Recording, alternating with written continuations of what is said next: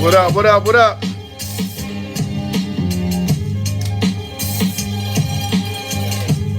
Let's have some people in real quick.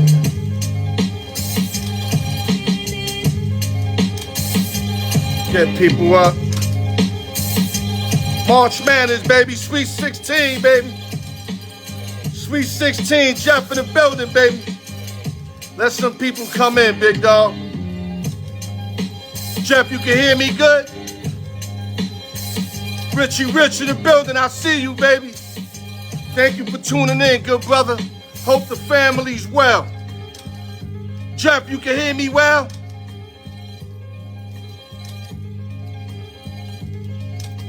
I think Sportsbook can't hear me. Okay. Let them tap in, man. Ain't no rush. Jeff, you can tap in if you want, Jeff. Tap in.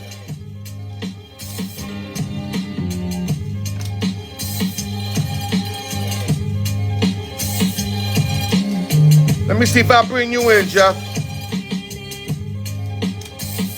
Okay, it said unable that way, so try to come in. This Mech 1 right here, Mech 1 Beast, baby. It's just official, my guy. 69, you got whacked, baby.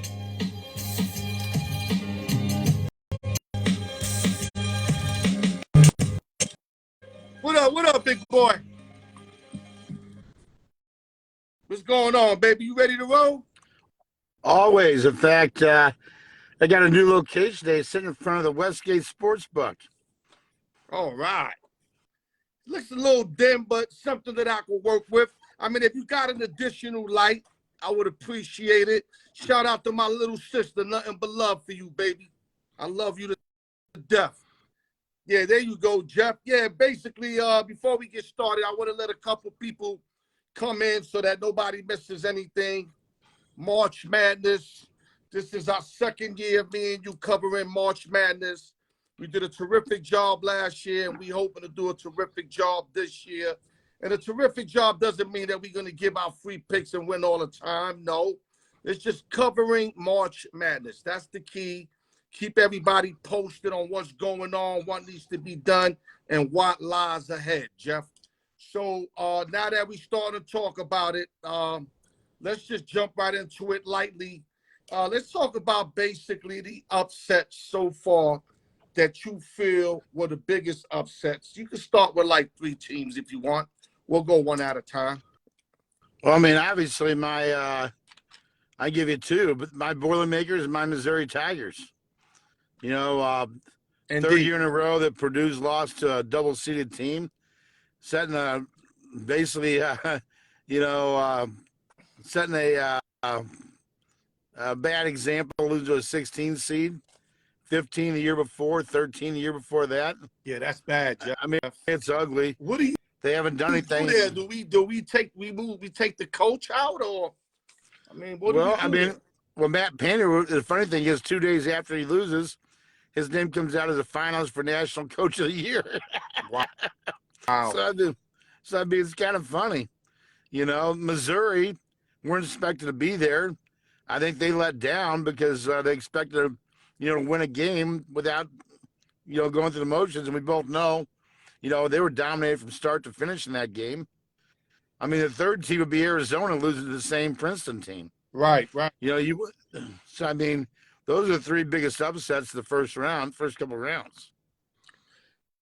Purdue Boilermakers for sure. That's the second. A 1 seed has lost to the 16 seed. Second time ever. Not to rub it into you, because I know you're a big Boilermaker fan, but I got to keep the people on notice. That's the second time that ever happened. And if you told me that had a chance this year, I would have told you, no way, Jose. Not with a -23, Jeff. I mean, they gave him a -23, and you lose the game outright. I think some furniture got to get moved in Purdue. Whether the coach got to go, somebody's got to go, Jeff. Well, you know what's really funny about that game from a betting standpoint is right before the game, a lot of times those games are not lined with money lines, Right. They take the money line down. And it was really strange, but they put a money line up on that game of 100 to 1 on Purdue. So you would have gotten Farley Dixon at 25-1. Right. And I'd never seen that happen. So I mean, it's something to put back in our team. If we ever see that again, something's up. The fact they're offering it. Right. I seen times where they didn't offer it. But the other game I want to tap into is the Missouri Princeton. You mentioned that. That wasn't a big favorite, Jeff. That was 6.5. I've seen plenty 6.5s go down. I mean, I rarely see a 23 go down, but I see plenty 6.5s. A great Missouri team that you follow, one of your best teams. I would have to admit I like Missouri's chances better than Purdue's because I told you that Purdue was like basically like one-dimensional, man. You knew that. I knew that. We knew the tournament would stretch them out, but I didn't think this early. But back to Mizzou. Mizzou just totally got outplayed. They made a late run late in the first half. And then second half, Princeton, them guys are so underrated. And I'm telling you, I told you this earlier, they not the St. Peter's of last year. They better than St. Peter's in my book. I know St. Peter's ran over a 3-game win, but Right. I think Princeton is better. I know you think this is where it ends for them. I get it. Creighton's a real good team. You explained that they can score from 5 different positions. I get that. But that doesn't mean that this game is a walkover. That's not going to go down like that. Princeton, I think, can show up for a half. And I think in the second half, you will start to see the Jays starting to get a little separation. That's my opinion. So what are you more or less thinking? Badillo in the building, Thomas in the building, Chango in the building. Thank you guys for tuning in. Well, I mean, I think when you get in this, if any of these big boys haven't learned something, that everybody has to earn their way into this tournament. Right. And yeah, you might be at a different level or come from a different spot. But you know what? You still got to show up and play. And if you don't show up and play, and it goes on and on and on in the game, that underdog's gaining confidence. Right. And they're gonna come back and they've got nothing to lose. If you're playing loosey goosey as a coach, you know that. I mean, there'd be times like I remember we're playing at Disney in the USSSA National Championships, and we drew the first game, the number 1 team in the country, out of California. We had nothing to lose. Right. And well, that's called playing with house money. We're playing with house money, and I mean, we ended up losing 8-0 or 8-1, but it was 0-0 in the 4th inning, and they were panicking. Right. You see what I'm saying? So I mean, the fact of the matter is, we didn't have the horses to score in their pitching. At that point, we didn't have the hitting at that point in time. But the fact of the matter is, we had the heart to go play with them, and that's Right. similar to what's going on here. Yeah, like I said, on any given night, as you've seen, any team could beat any team. I mean, 1 beat a 16. If you ain't got your A game plus, you can go down. And you know what the irony of that whole game with USSSA was, Al? That was their closest game in the tournament. They won the national title. Right. Okay, and nobody came within 8 besides us. You know what I'm saying? And we didn't win a game in the tournament. Right. So I'm saying, because we half our team didn't make it down there, and we had to get a couple play-ins. But it just goes to show you, coaching goes a long way. That's the other thing for this tournament. Whoever's got the better coach has a big edge. If they can adjust their games, you've got to adjust in this tournament. If you think you're going to go and do the same things you've done, game in, game out over the entire year without making adjustments, you're really mistaken. So I think that, Matt Painter going back to Purdue has been completely out-coached in this tournament, going on several years now. Yep. Now, another thing I want to add on, why, the better coach, of course, is an advantage. The in-game adjustments, like you pointed out, and you can't forget having your players ready right off the tip. I mean, ready to go. And Purdue wasn't ready to go. I seen that right off the bat. I seen that was going to be a game. Like, I seen it. The other team was loosey-goosey. I'm going to use your word. The other team was loosey-goosey. Where you got that from? I Love Lucy? But anyway, they were loosey-goosey, and I knew that.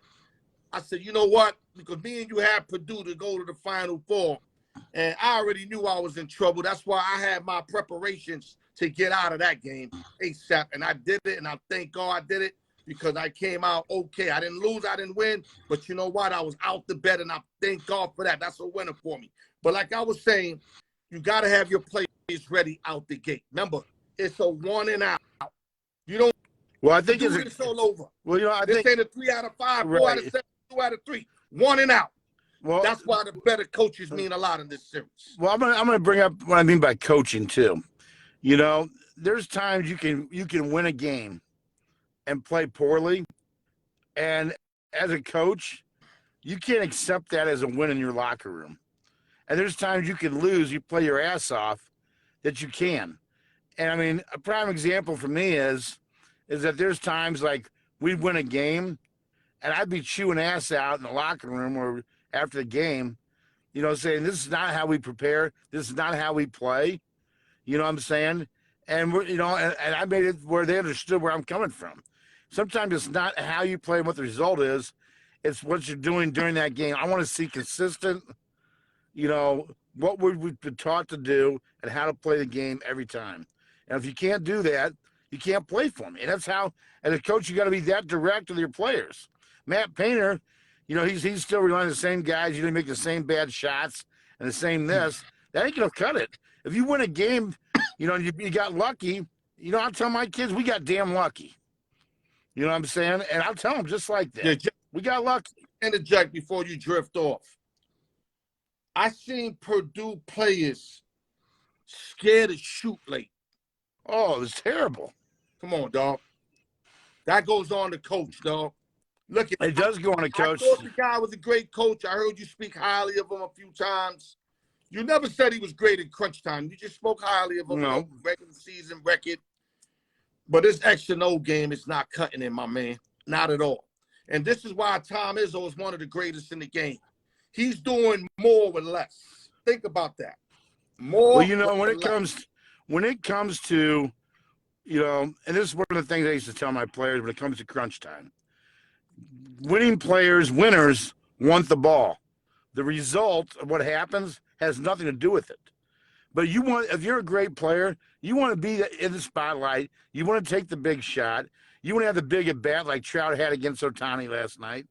You know, if you strike out, hit a home run, it doesn't make a difference. You've got to learn from it. Right. I mean, I had a player once that came up to me and said he took a hit by pitch, okay, because he was scared to hit.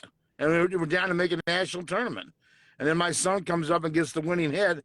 And I said to him, so you're telling me you had an opportunity to win this game and you were scared in that situation.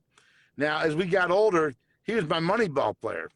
You know what I'm saying? We got to play in Progressive Field in Cleveland at 14 years old. Right. Because he had a walk-off 3-run home run. We were down the whole game. And I looked at him, I said, you wouldn't have had this moment today if I hadn't gotten on your ass about being a winner 5 years ago. Right. And that's how it goes sometimes. Yeah, the coaches gotta basically break it down. Okay, let's move on. Let's go to games of the tourney, Jeff. I know we only experienced 2 rounds, but in 2 rounds, there were a lot of good games. So you can start off with any game you thought was real well, good. Number one to me was the Arkansas upset of Kansas. Oh, that was, you know, the 1-point win. That was, to me, probably the best game of the tournament so far. Obviously, you know, you took the defending champ out. You know, Arkansas showed a lot of heart, even though efficiency-wise, their offense is still just atrocious. right. You know, they have to generate their offense off their defense and it'll shoot well enough. But that would definitely be, you know, the number one game for me in terms of best game in the tournament to date. Was Arkansas, Kansas. If I had to throw a second game out there, it might have been the Memphis, Florida Atlantic game and how it ended. You know, a 1-point win. You know, so I mean, Florida Atlantic's for real, guys. I mean, you want Cinderella actually may be an owl. So don't sleep on those boys. Another good game that a lot of people did not speak about was the Arizona State Sun Devils versus the TCU Horned Frogs. That was a really good game. 72-70 the game ended, but it was good. I had fun watching that game. It was kind of under the radar kind of game. Right. But I thought it was a good game. And there was another one. Let me see if I can find it. I can't remember. Well, the Gonzaga TCU game was probably one of the worst bad beats you ever have in tournament history. Where it went both ways because it was a 4-point game. The spread's 4.5. Right. The game's over. They said, "Oh no, there's a foul with 7/10." Gonzaga gets both free throws to cover the spread, and then the kid hits one from half court to take it right back. And that was another sensational game, Jeff. I mean, early in that game, the Horned Frogs controlled that early part of the game, and then Timmy and company came back and handled their business that whole second half.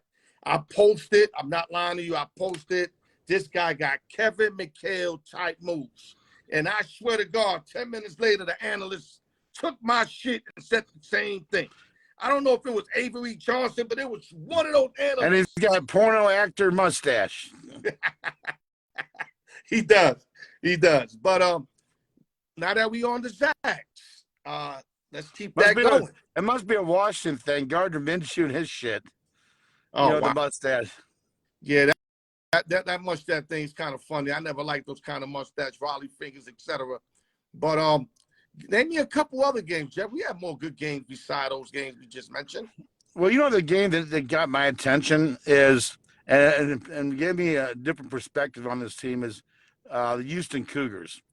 They got really a bad draw having to play in Birmingham with the possibility of playing against Auburn, which it happened. Right. Auburn had them down 10 points at halftime, and you want to talk about shutdown. And it doesn't surprise me because you don't talk about coaching. You got to mention Kelvin Sampson. He's been a thorn on my team's side for years, going back to Oklahoma with Nahara. And they're, all of a sudden, they're the best second half football team on a basketball court I know. And then, but Sampson at some point, I mean, yeah, he had a with cause suspension for a while over the time in Indiana. Right. But he's probably gonna have an offer to go to Texas after this tournament. Okay. Be the permanent coach. Salute to Miguel Tapia. Salute to Chuck Thomas tuning in. Chuck, you got to go to the beginning if you missed a lot of the good stuff, Chuck. And Chuck, I really don't want to get into your Tampa Bay Buccaneers while we talking March Madness, but we're gonna laugh all over you with my man over there, Fake Money. You're gonna be the talk of the town, man. But we're gonna get back to that later on. I'm gonna catch up to you later on. And I'll tell you another good game too, not to forget, was what Tennessee did to Duke. Oh yeah, that second round. That was sensational. You know what I'm saying? That was sensational. I mean, I didn't watch the game. Was on Duke except for me. I didn't watch the game. I was in the studio, but I thought, after I seen Duke play that prior game, and I understand every game is different. I get it, and I told you these matchups is like boxing matchup. Matchup make fights. So Tennessee obviously presented a bad matchup for Duke. That's what it looked like when I watched the replay. I seen that they presented a bad matchup, but I still thought Duke could get by them, and they did. Too young, right? They're too young. They had the bodies. Coaching company could do enough, and they did. But another game that we didn't talk about that was a very good game, and you actually had them was Northwestern versus UCLA. That was a real good game there too. Yeah, I mean, you had 12-point leads, drop down a tie score, a few different occasions. I mean, Northwestern refused to lose. And Northwestern under Chris Collins, who played at Duke. His dad's Doug Collins, who coached the Bulls before Phil Jackson, so he coached Jordan. He got the pedigree. Along with that Shire kid. I think Shire and Collins went to high school together in Chicago, the Duke head coach. But, right. No, he's done a nice job at Northwestern. I mean, Boo Buie, hell of a player. I mean, he's second half player, takes over games, and Northwestern was gritty during the year. I knew that was going to be a game. A lot of people, nobody thought Northwestern could keep up with UCLA, but I knew they could because of the gritty style of play. There's certain styles that just play in the tournament. Okay, so now what we're going to do is we're going to go through all the matchups without giving out a side. I don't know if you could do that, though. I'm going to tap in every matchup, then we're going to give out our free picks. Comprende? Okay. We're going to start off this Thursday at the Sweet 16. Michigan State versus Kansas State. The line is -1.5 for Michigan State, 137.5. Let's briefly talk about this game, then we'll go to the next game. Well, I mean, really, No side. with this game, I think the key to this game boils down to is the size of Michigan State, and they continue to play the type of defense that they're playing. Kansas State, I mean, their point guard, who's a star in this term, is 5'9". Okay, he's gonna have to go up against Walker. Yeah, Chuck So I mean, Thomas saying Kansas State wins guard play, but go ahead. so I mean, he's definitely got a size matchup. Walker's going home. He's a New York kid, Michigan State. I don't think Izzo's ever played New York, except maybe the coaches for cancer deals. So it's kind of a stance for him to be on the center stage there. You know, really, this is I had a bet on Michigan State going to the Sweet 16. You know, because of the things I saw. You into them, yeah. I remember. So I remember you had no plus stock. 300. I told you, Izzo. I said they gotta have one of those coaches go deep because none of them coaches they all retired, quit, whatever. Izzo's gonna be the only one. I told you why I did that because Marquette had a win total of 1.5. And they usually like to eat a show, right? But I think on the Kansas State side, you got to give a lot of credit to their coach this year. Came from Baylor. This is a team that was picked for dead last in the Big 12 this year. Obviously, they overachieved or were definitely underrated. They did beat, most of the teams in the conference. They beat Texas. I think they beat Kansas, I know. So, I mean, they've been there all year long. I think they're in uncharted waters here. So, I mean, obviously, we need to find out in case they can do it under the bright lights of Madison Square Garden. Right. When I look at the matchup, without digging in deep, I think this should be an easy win for Kansas State. But when I dig deep and start knowing Izzo, what Izzo means to this tournament, how these players are going to really go that extra length for him, and how hot they've been, I think Michigan State finds a way. I know Chuck Thomas got Kansas State. You got them to go to the Final Four, so obviously you like them in this game too. But like I said, we'll get more into that when we give our free plays. But this should be a tremendous game. Do you agree? Right, and I think the thing that really got my attention for all the betting public out there is when you have a 3-seeded team who's the highest seeded team left in the region, and they're an underdog in this game, that should get your attention. Chuck Thomas said something. He said Izzo going to Sweet 16. He made his bonus. Did we not see the Big Ten teams in the tourney? Answer that. Well, of course, if we see the Big 12 teams too. I mean, where's Kansas? Where's West Virginia? You know what I'm saying? Where's Iowa State? Chuck, you got to be careful. This is where's whatchamacallit, TCU? Where's TCU at? Right. You know what I'm saying? There's teams that should have won there that lost. You know, you got Texas, you got Kansas State through, and I think there's one more that got through. So, we'll see what happens. I mean, they had a lot of teams in there, Big 10 and Big 12, probably the two biggest disappointments, along with maybe a little bit of Mountain West.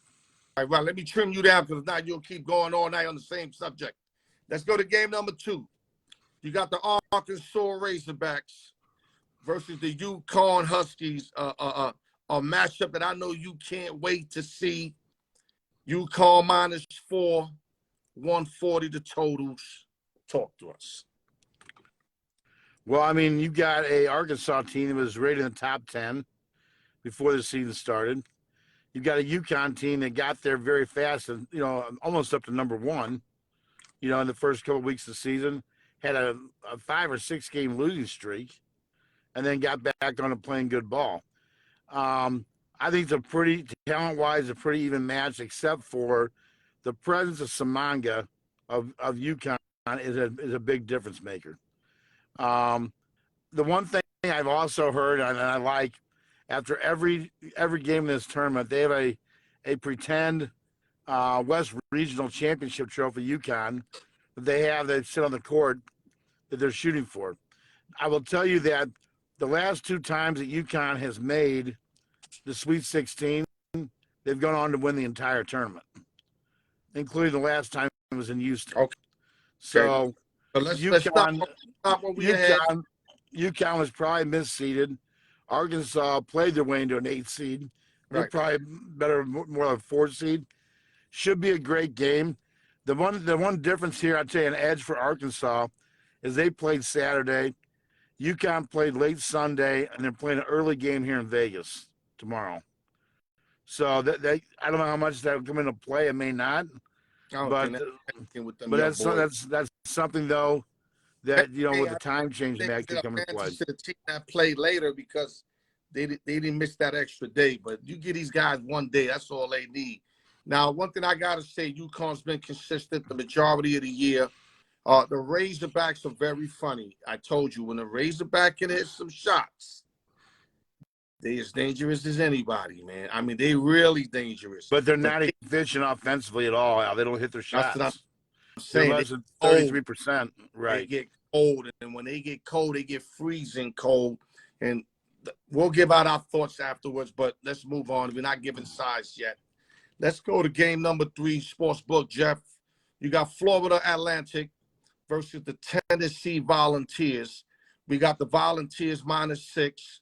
129.5. Talk to us. Well, I mean, Tennessee earned their way here. They've underachieved a little bit, that they've overachieved, and we still got our big choker, Rick Barnes, the head coach over there. And we got Florida Atlantic, who's won more ball games than any team in the country, sitting there at 33-3. I think this game boils completely down to is can Tennessee shut them down on the offensive side of the court, which they're capable of doing. If they don't, Chuck said they rolled double digits. Well, Chuck, is your nickname Joe Public? But long story short, I think this game here is going to be an interesting game. I think that Florida Atlantic might actually be the best team left in that region. It's just a matter they haven't played enough people to know, but that might be a good thing. There's no tape on them. Right. But athletically, at the wing position and the guard position, especially with the guard out for Tennessee, this could be an opportunity for them to take the FAU scary. That's all I gotta say. FAU scary. Salute to Vasquez. I see you, AV. Okay, let's move on to the last game on Thursday night, Jeff. Sweet 16 on Thursday before we go to Friday. We got the Gonzaga Bulldogs. These guys, I love watching these guys. And the UCLA Bruins. The Bruins are -1.5, 145.5. Talk to us. Well, I mean, this to me is probably the game of the tournament to date. So, I mean, if you want to see a must-watch game, this is probably going to be one. This is a replay of the Final Four game 2 years ago.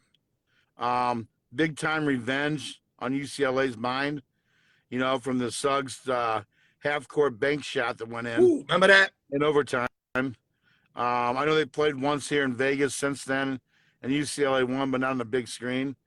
All year long, the weakness of Gonzaga has been their guard play.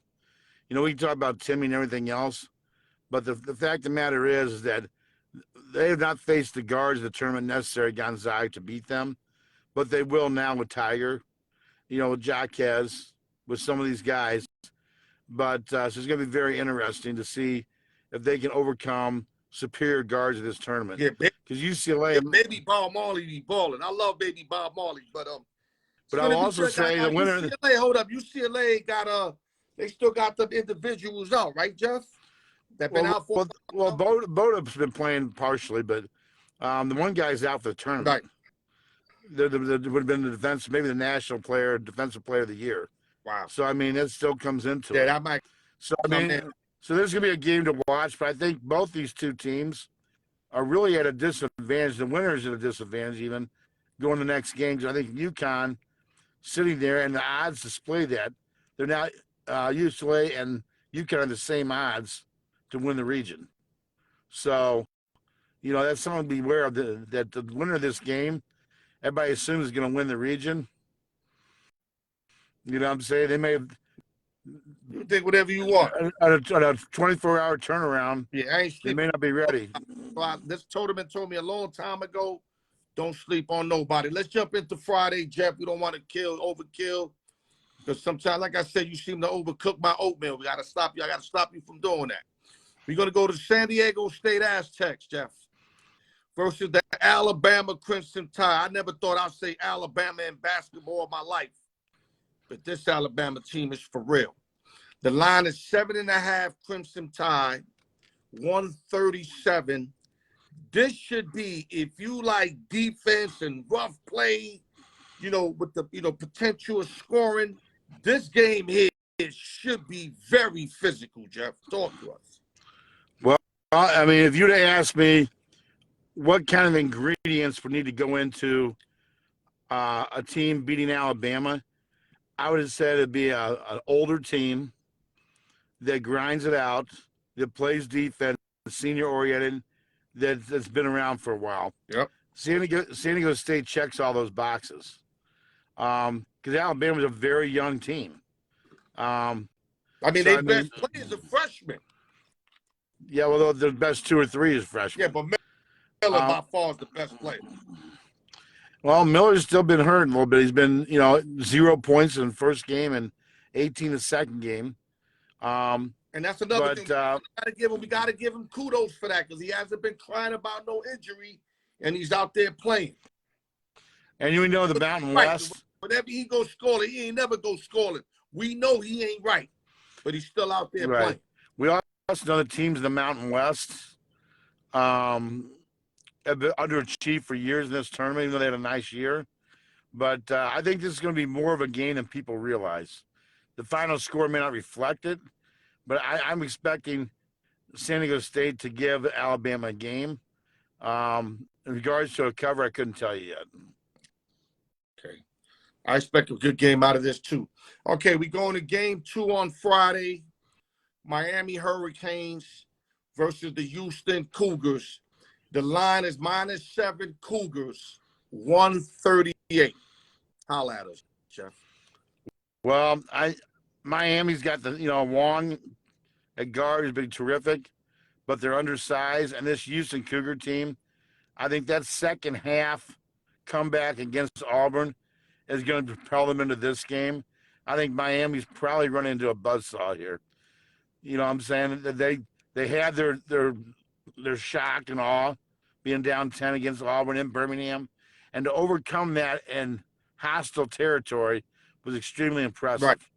So I think that the biggest deal in this game here is there's probably going to be a carryover effect with that second half for me. Okay.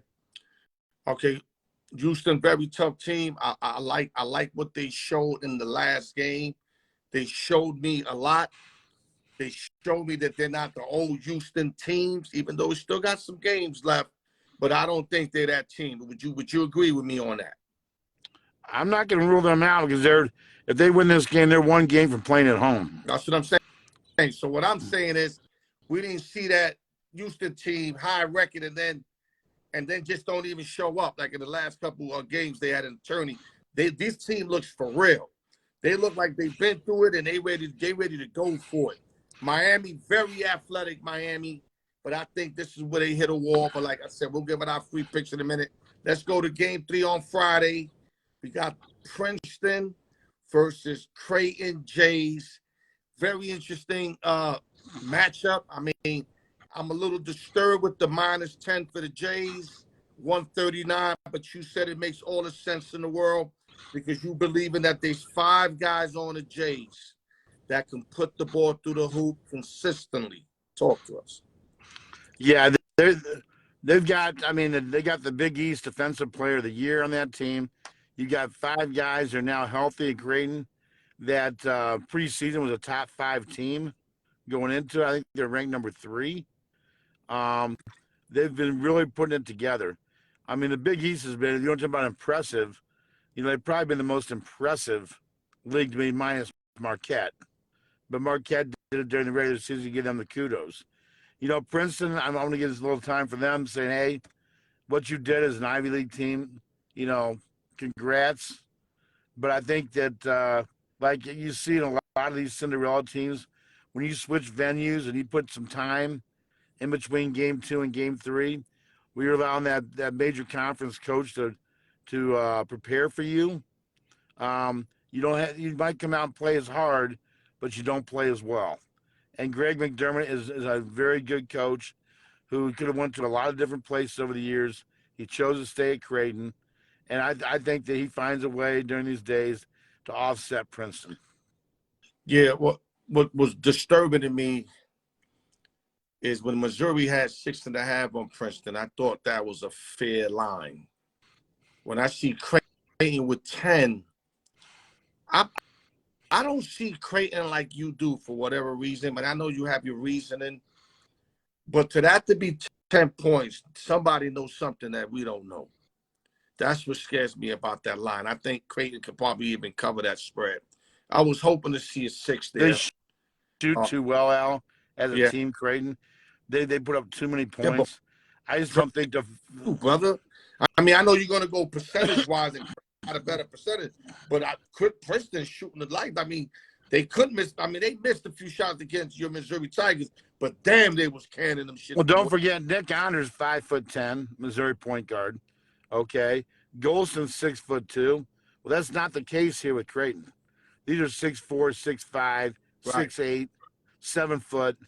There's a size difference, and they play defense. Arizona and Missouri don't play defense. Creighton does. Yeah, Chuck Thomas said he said Creighton white team versus wins over the Princeton white team. I agree with that. Like I said, I think Creighton's going to figure it out. But like I said, we go to our pre-picks. But that 10, everybody named mother, I can see them right now going to the book. Princeton teaser, and then you're going to see Creighton kind of like lose them like maybe mid-second half, like 72-53. You're going to see one of them kind of scores, and then people are going to understand why they are -10. Let's go to our last game as far as the Sweet 16 before we enter the Elite 8 would be the Xavier Musketeers versus the Texas Longhorns. The Longhorns are -4.5, 149. Talk to us, Jeff. I think they were probably looking at the Friday's game. This is the best game on Friday. Xavier is definitely under the radar in this game. I'm expecting a lot of love to come in for Texas. Xavier, like Missouri, is the two teams that have been in the NCAA tournament the most times, having never gone to a Final Four. Right. So, you know, that's one thing that I like this year. I know Xavier's battle tested. They can score. They're probably a better offensive team than Texas. Texas is probably a little stronger defensive team than Xavier. But I think it's a very even game. It'd be a game that it'd be very difficult to lay points in. I can tell you that. It might come down to who gets into foul trouble, you know, free throw shooting. But I expect this to be like the Gonzaga-UCLA game on Thursday. Okay, there you go, guys. We covered every game of the Sweet 16. We gave y'all upsets. We gave y'all like who basically had the best games. And now we're going to give y'all our free picks. I'm letting you know now, Jeff, I got teasers, 5-point teasers, -110. I love my teasers. I'm not going to be here breaking my head over 5-6 points, not liking it, when I can do my little teaser, Mr. Teaser King. And if it pays money, it makes sense, right or wrong? Well, I don't like laying that. I think if a team's going to win, they're going to win. Yeah, but 5-point teasers it's only 110. So, but cause a second event to occur at a teaser. Yeah, but Jeff, when I go eat, I always get at least 2 parts anyway. So it means nothing to me. I know what you're saying, but you know how I eat, Jeff. I'm always getting 2-3 sizes. This don't matter to me. But yeah, I'll give you the privilege to give out the first pick. We're gonna go one each like that. Okay, well, for the first pick, I'm I'm gonna go with a false favorite by seeding, and I'm going to play Michigan State -1.5 against K State. Michigan State -1.5. Tom Izzo gets to the Elite Eight. Okay, people, you heard it. Michigan -1.5 versus K State. That should be a very good game. I'm going to give out my straight play, then I'm going to give out my 2 teasers. This game here, I can't really explain to you technically why I like it, but I'm running with the numbers on this game. I'm running with the psychology, if I'm saying it correct, how the sportsbook guys will throw you a number just to kind of throw you off, kind of like what you said in the first game. I look at Texas and I look at Florida Atlantic.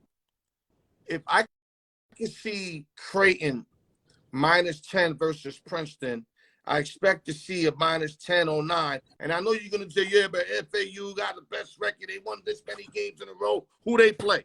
They ain't play nobody, Jeff. So I don't care about that. This should be at least 9-10 points in my book because of battle tested, and everybody knows Tennessee's for real. You see how they handle Duke. Why the fuck is it a number 6? Why is it a 6 only? I'm running with Florida Atlantic, and I can't even tell you why, but I'm taking Florida Atlantic +6. Talk to me. Well, I actually agree with the pick.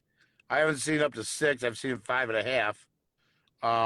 It was down to 5. It's jumping up But 5.5, 6. But if you could get but, the 7, but I'll tell you the reason I think it's a good bet that you take there is that betting against Rick Barnes in the Sweet 16 is a profitable situation. He chokes. And I think that the athleticism of the guard position for Florida Atlantic is going to expose the injury to Tennessee in this game. So I agree with you. Okay. So let's go to Sportsbook Jeff, second pick of the night. Well, my second pick of the night is I'm going to go with, in this game here, I feel like that they haven't been challenged in the tournament yet to date. And I think they're going to get challenged, but I will say that I think that they're still going to win. They're going to be softened up for the next game. But I'm going with the San Diego State Aztecs +7 against Alabama. The Aztecs +7 versus Alabama. I'm expecting a senior-oriented Aztec team to make things difficult on Alabama in this game. And I can see this going down the last 2 or 3 minutes. But I'm not going to change my pick because you happen to have the same pick as me. I'm going to let it ride. But I do got it in a different form. 2-team 5-point teaser, guys. Don't let that bother you. It's only -110. 2 games, 1 game, don't matter to me. If it pays, if it wins, it pays. It doesn't matter. I got the Aztecs +12.5. I'm buying them for 7.5, 12.5, just in case if they have to foul late. You know, Bama hits their foul shots, and Bama happens to stretch it out late to 7, 8, 9 points. To 12.5, you should be safe. I think Aztec keeps this game close. I love them defensively. Jeff said they got 2 good scorers. He was correct about that, the way they took care of Furman. And I just think the Aztecs are going to give them everything they can handle. And I got them at 12.5. And in the back end of that ticket, I'm going to run with the Musketeers. I hated what I seen against Marquette. But ever since that game against Marquette, they've been lights out. I mean, lights out. I'm bringing the Musketeers to +9.5 versus the Texas Longhorns. That's your 2-team 5-point teaser. Hit us with the third game, Jeff. Third game, there's a lot of different ways you can go in this game, but I'm going to go with the team that statistically has been the best team in the tournament on offensive and defensive metrics, and that is UConn. Okay, there's still some 3.5s out there, but I'm going to take UConn minus the 3.5, easy over Arkansas. UConn minus 3.5, easy Well, I got over Arkansas. over here, so we'll go 3.5, 4, but try to find a 3.5. It's been 3.5 most of the day today. Yeah. Might have went up the last time I checked it. For you, either you're gonna push or win anyway. It doesn't make a difference. We'll use 4 for the show. Right. Chuck Thomas is asking me if I seen Bama play because they win all these double digits. My question to you, Chuck Thomas, have you seen the Aztecs play? That's my question to you.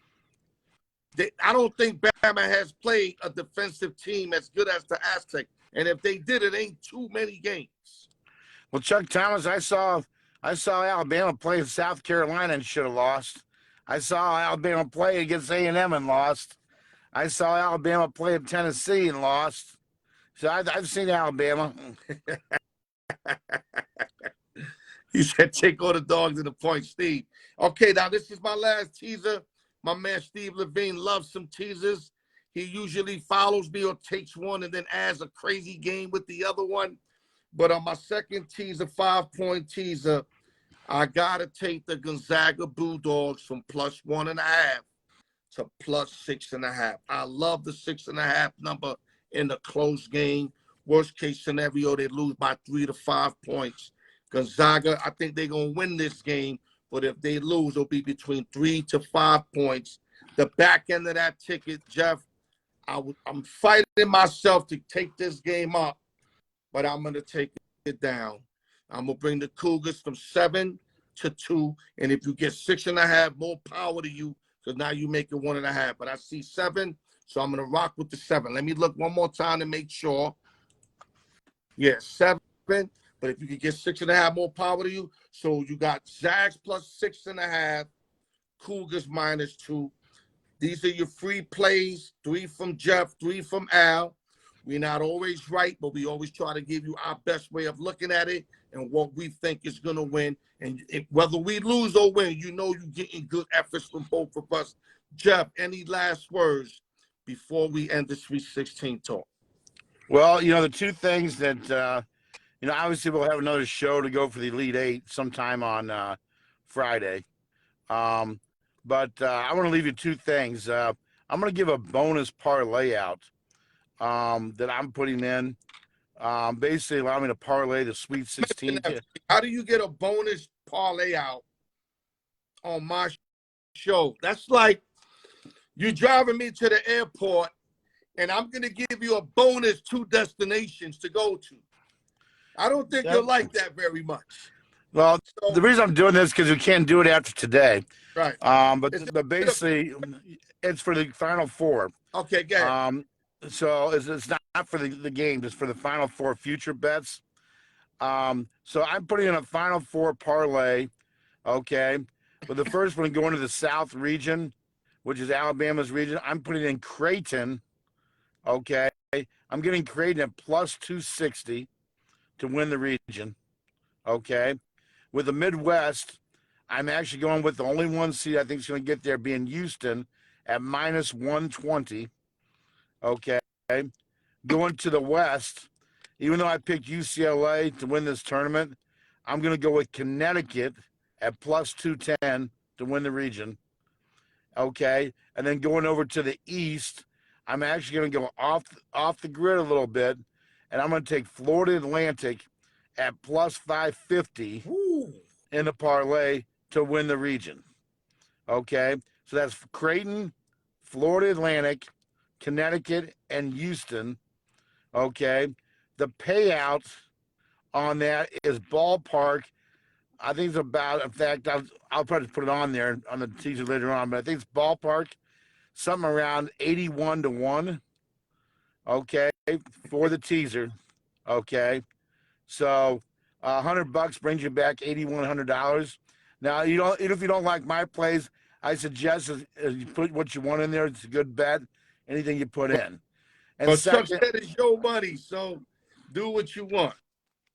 Well, Chuck, I've been in this game a long time. I have a lot of people saying I'm crazy Jeff. But I'll tell you what, they're crazy broke. Right. He said, where's your drink?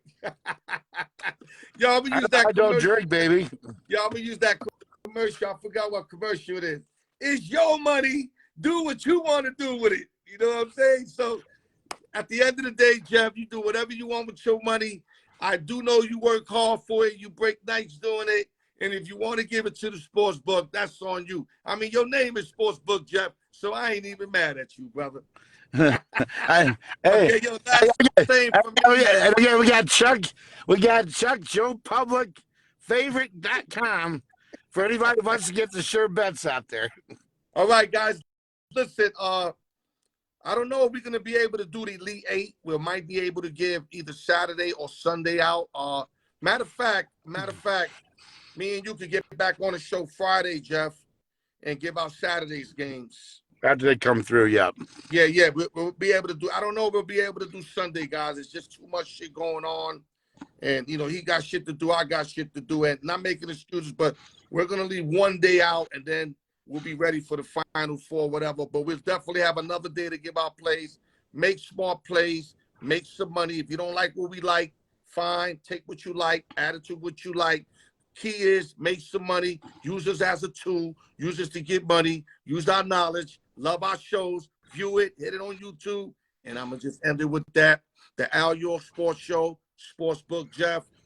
We love you guys. Take care.